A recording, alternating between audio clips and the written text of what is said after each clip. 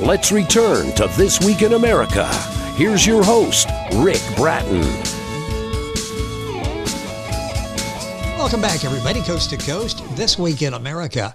Michael's Eyes by Robert W. Foster asks the question, what was the meaning of a miracle whereby a man born blind is given sight? And what was the meaning of the miracle man's death at the hands of the authorities? And why did some believe in God's purposes while others did not? Michael, the man born blind, goes on a search for answers with his wife's encouragement. After considering the miracles in both their lives, Michael and his remarkable wife arrive at their own conclusions. Robert Foster is a retired civil engineer, graduated from the University of Vermont in 1955, served in the U.S. Air Force, where he completed pilot training in 1958, practiced as a consulting engineer in the Framingham, Massachusetts area until his semi-retirement in 1992. In his retirement, he continues to provide consulting services in construction review, provides dispute resolution services, and writes frequently for technical publications. He lives in Hopkinton, Massachusetts. Michael's Eyes, called The Heartwarming Tale of Faith, and author Robert Foster, our guest on This Week in America. Robert, welcome to the program. It's great to have you with us. Well, thank you. I'm delighted to be here. This is a book so well done and receiving excellent reviews. I'm looking forward to our conversation. But first of all, let's start with, where did the idea come from to write this book? How did you decide I was going to write Michael's Eyes? Well, you know, it's been a very interesting adventure for me. But what struck me, and I'm not a Bible scholar, but I do read, from time to time, and I hear sermons from time to time. What struck me is that all through the New Testament, we have incidences of Jesus meeting people and changing their lives in various ways, by healing them, by giving them deaf people the ability to hear, by giving blind people the ability to see, and so on and so forth. But all of those people come and go very quickly in the accounts. They appear, Jesus does something to change their lives, and they kind of disappear. We never hear from them again. Yes. However, there's this one character in the 9th chapter of the Gospel according to John, who was born blind, spent all of his life as a beggar, standing by the side of the road with his little tin cup. And he becomes an adult doing that. That's all he does. It's all he's able to do. And one day, a man comes along, stranger, comes along with some other people, and they get into a discussion, and this man does something for the blind man. And the blind man walks off and follows instructions, and he goes to the pool of Siloam, and he washes this off of, some mud or something off of his eyes. He didn't know what it is. And suddenly he can see. And what's interesting about this man is there are several things about him that make him unique among all of the people we read about. And but one of the things that struck me, and always strikes me as I read the account, because we do read that he's challenged by the Pharisees. And it just strikes me that, as wonderful as that miracle must have been in this man's life, as it turns out, it caused some problems for him. For instance, he can no longer be a beggar. He's no longer blind. He can no longer be a beggar. Yes. But he has no schooling. He didn't learn to read, of course. He didn't have eyes to read. He has no preparation for life other than by begging, but now he can't be a beggar. So how does his life unfold? Well, we don't get that, of course, in the gospel. So as a sort of a thought experiment, I began thinking about it. Well, how could perhaps a man in that era survive? And if this person who healed him and gave him his sight was Jesus, and that's what we understand as we read the gospel, we don't assume that Jesus would just go off and leave him sort of to blunder along all by himself. So there must have been something, or there would be something that we would guess made it possible for this man to live a life. And that's what struck me. And I started thinking about that as like a thought experiment. Yes. And I put together a number of different ideas and how he might have gone on. And pretty soon I had a story. And as I filled that out and followed it through his life cycle, I finally decided to publish it. So that's where we got to the point where we have Michael's Eyes. I love the background. The book is Michael's Eyes by Robert Foster. You'll find the book available at Amazon, all of the usual places. When you do something like this, was there any concern on your part that some people may think you maybe distorted the gospel, sort of presumptuous in interpreting a very important gospel account? Were those thoughts in your mind as you were developing the story? They were in my mind, and I still think about that. Different people will read different things into the book, but I would just point out that in 1953, Hollywood made this marvelous movie, The Robe. Oh, yes. And about a centurion was there at the crucifixion of Jesus. And that was a popular movie, as I recall it. Of course, that's a long time ago, but I do remember 1953. Yes. And it gives me some assurance that the public will accept this sort of a story that is sort of builds out or builds upon the Gospels itself. So I haven't worried too much about that, and I haven't had anybody that confronted me on that issue. Interesting, and maybe people have had the same thoughts you have had, and here you have taken this story and developed it into Michael's Eyes. Robert Foster, our guest on the program, mentioned in the background an engineer. We don't often think of engineers as scholars of popular fiction, especially on biblical subjects.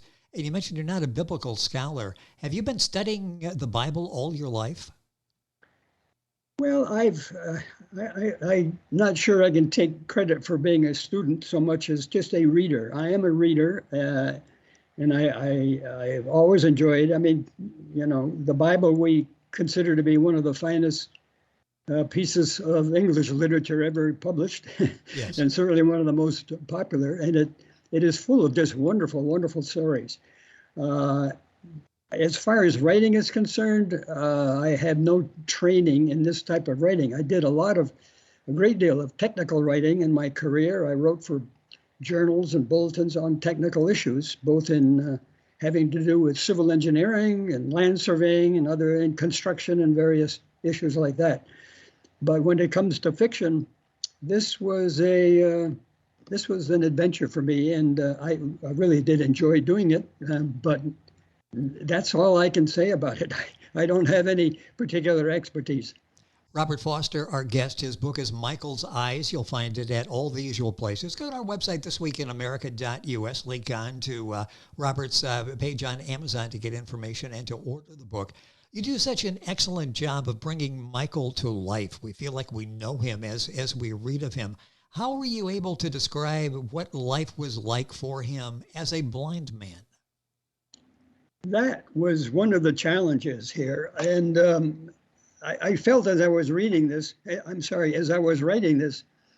that I had to create the person, the Michael, and describe a little bit what it was like for him. And trying to describe what blindness is like for someone who's born blind.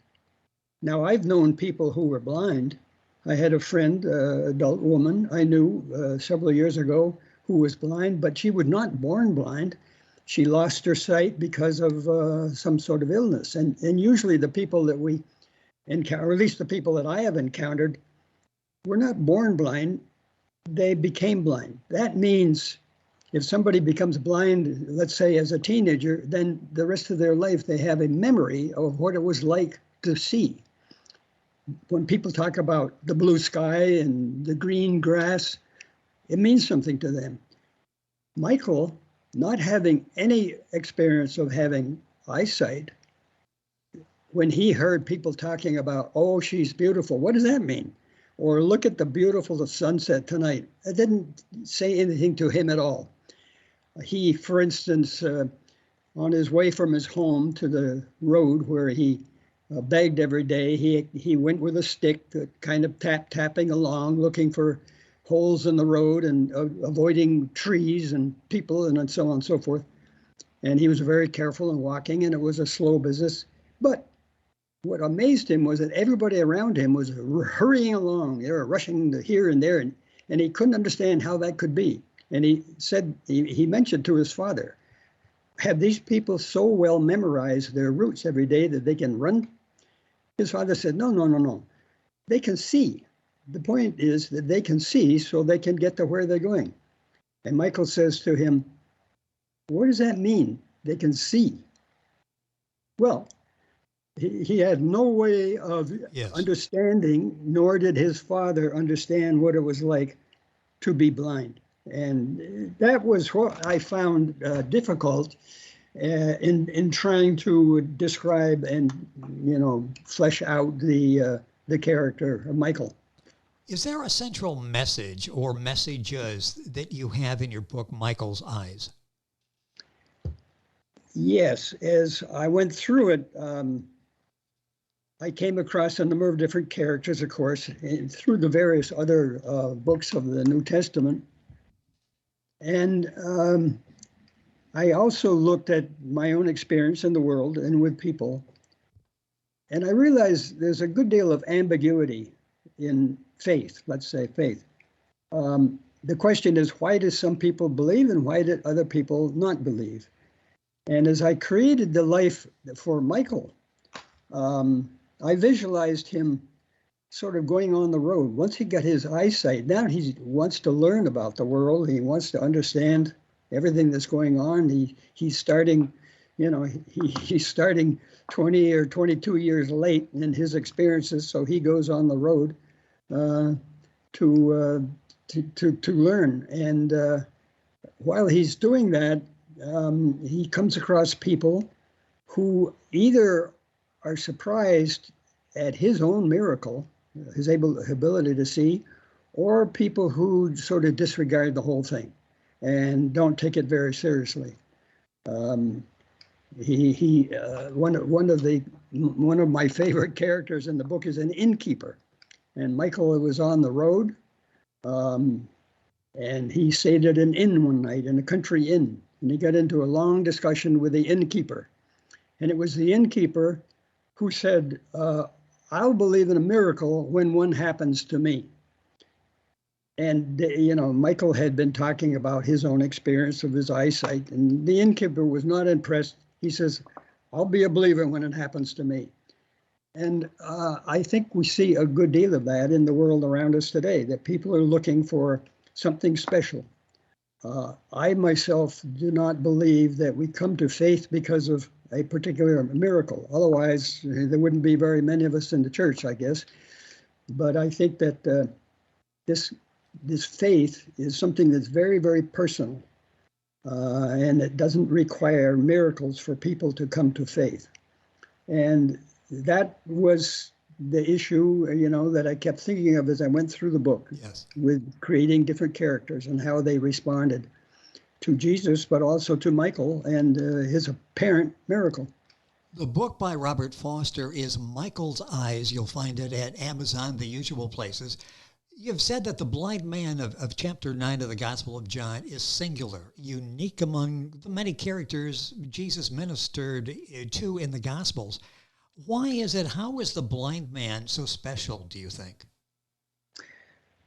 It's very, very interesting. If you look at some of the other, instances of Jesus healing people, as I said earlier, they kind of come and go. They appear, Jesus does what he does, and they're gone. We don't hear from them anymore.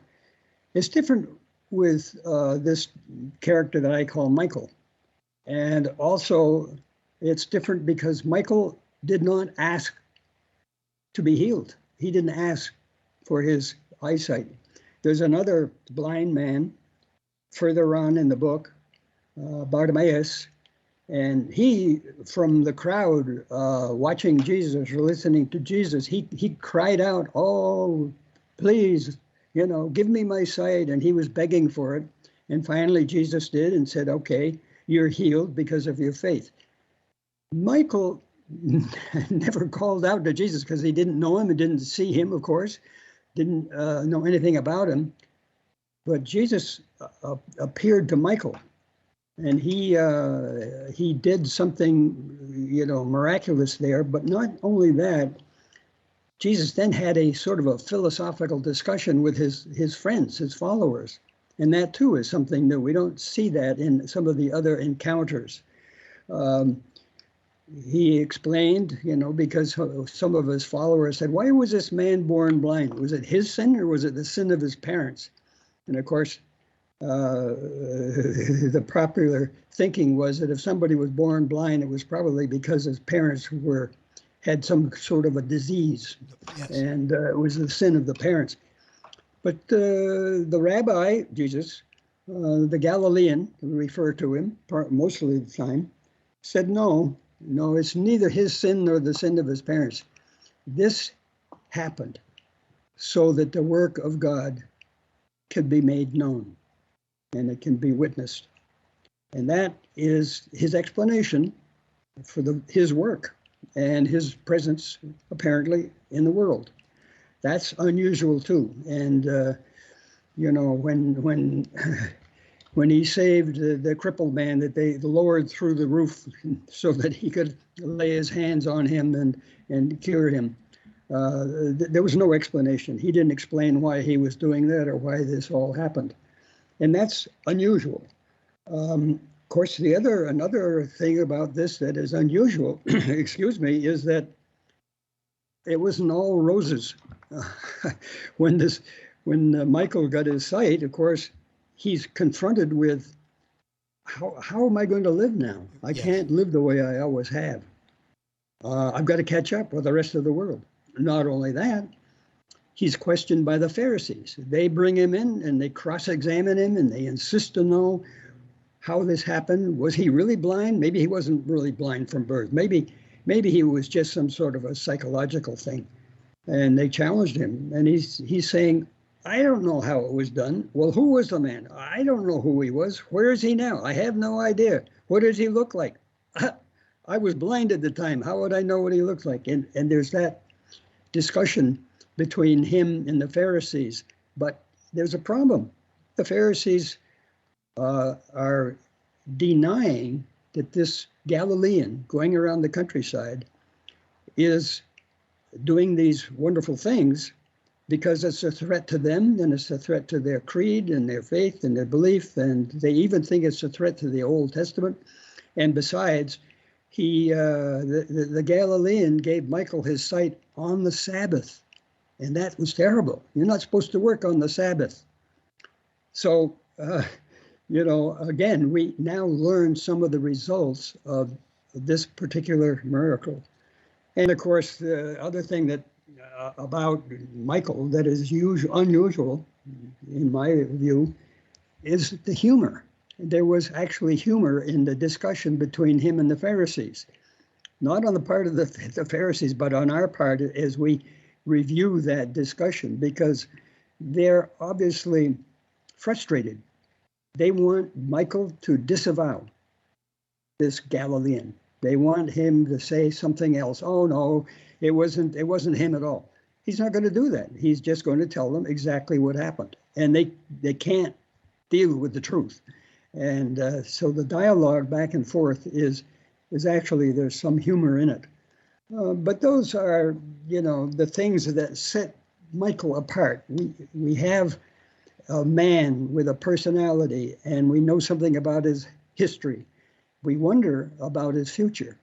And when the Galilean explained to his followers that this happened so that the world could see the work of God in this man's life, it was those words, in this man's life, that grabbed me. And I said, what about his life? What could his life be? Yes. Or what could it develop into? Well, you do an excellent job of answering that question. The time is going by so quickly. A few minutes left. We're talking with Robert Foster, author of the book Michael's Eyes. How is your own personal faith evidenced in the book? It's interesting, they always say to fledgling writers, write what you know. Yes. One of my favorite authors for many, many years was Chaim Potok, a Jew who wrote about young people in the Hasidic movement. And I heard him interviewed once on radio. It might have been TV, I don't know. But he said that for him, writing is like self-analysis. He said, as I write, I discover myself. He said, I discover what moves me, and I discover my own deep feelings. And I discovered myself during writing this book that, in fact, that happens. At one point, Jesus, who becomes a meladid, a teacher of young boys, that's how he makes his living finally. He becomes a teacher. And the boys challenged him one day. His small children challenged him about the account of the beginning of the world, what it says in Genesis. And, they had some doubts. Could it really have been that way? And was Eve taken out of the rib cage of a man? How, do you really believe that? And Jesus, Michael then instructs these young people, and he said, well, you have to understand that when Moses wrote those words, he had very little understanding of the things that we understand in our day and life, and he wrote allegorically.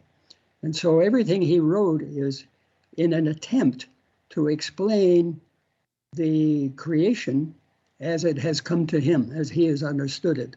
And he does it allegorically, but it is truth. The point is that what Moses was telling us in these stories about the beginning of the world, it is truth. And, as I was developing Michael and his career and his work with young children, I realized, that's how I deal with it. That's how I have always dealt with some of the more difficult aspects of the Genesis account. It's such a fascinating read, Michael's Eyes by Robert W. Foster. Going to take a minute or two here at the end to mention other books that Robert has written. Jonah, for example, Jonah's Judgment, written a few years ago. That's still available. If you go to Amazon, you'll get information there on that. Just let me ask you real quickly, does that book resemble or differ from what you've done with Michael's Eyes? It differs quite a bit. I concentrate on one person, and that's Jonah. And I've got a kind of an axe to grind here, because I've always been a little irritated that if you talk about Jonah to anybody, they say, oh yeah, Jonah and the whale. The book of Jonah is not about a whale. And the incident with the whale is interesting, and we go on to it, but you go on by it. The book of Jonah is about God and his forgiveness of people. And Jonah is confronted with a whole city of, I don't know, something like 20,000 people. And it is a city full of sin, full of blasphemy, full of all the worst kinds of human behavior that's possible. And Jonah has to go there and tell them that the city's going to be destroyed if they don't straighten themselves out. Well, of course, Jonah didn't he wanted the city to be destroyed. Yes. And he tried to run away. But the point is that in the end, the whole city cried out for forgiveness, and God forgave them. And that is the point, that God is willing to forgive even the worst of the blasphemies. That's the point of the book, not the thing about the whale. And that book is Jonah's Judgment, and a new book published just a few weeks ago, Decisions. Talk about that. Is that another interpretation of a biblical subject? Got about 30 seconds left here, but I want to talk about this because this is a fascinating concept as well. No, this is a contemporary story of a family difficulty over an abortion that was forced upon a young woman, and what happens in the family, and it all kind of torn apart. And the story is told by what else? A civil engineer, right? And And it goes through, it's a very contemporary issue because it involves also the development of land, which happens to be the civil engineers. That's his escape from the family problems is back into his business, which is the development of some land. But it's contemporary, and it's nothing like Michael's Eyes or Jonah's Judgment. That's Decisions. That's now available. You'll find that again at Amazon. Jonah's Judgment, Robert just mentioned before that. In the book, the focus of today's conversation, Michael's Eyes by Robert W. Foster. Book, as I say, available at Amazon, Barnes & Noble, the usual places. Robert, time went by way too quickly. Fascinating conversation. Thank you for being with us on the program. Well, thank you, Rick. I enjoy it. And of course, I love to talk about these books. I'm still enjoying them, even they're long gone. But thank you so much for bringing it out. Such a nice job in writing and talking about it. The books are all available at Amazon. Michael's Eyes, information on our website, thisweekinamerica.us. Back on today's program right after these messages. This Week in America is online. You can visit our website, thisweekinamerica.us. Scott Pinkerton, associate producer of This Week in America. Jay Anderson, segment producer. Ben Watson, webmaster. Otto Bechet, director of engineering and TV production. This Week in America produced and is a trademark of Blue Funk Broadcasting, LLC. For information on all of our guests and to listen to this week's show, our website again at thisweekinamerica.us. And I'm Sean Bratton, executive producer of This Week in America.